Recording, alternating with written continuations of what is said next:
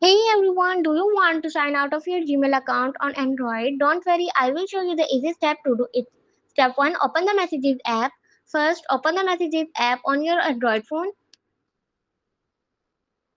Step 2, open your profile. Tap your profile picture in the top right corner of the screen.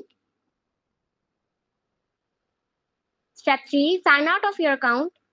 Tap the down arrow next to your Google account, then select Use without an account. Step 4, check the change. The Messages app will now work without a Google account. Final tip, this only signs your Google account out of the Messages app. It does not remove your Google account from your Android phone. And that's it. Now you know how to sign out of your Gmail account from the Messages app on Android. Like, subscribe, and share for more easy Android tips.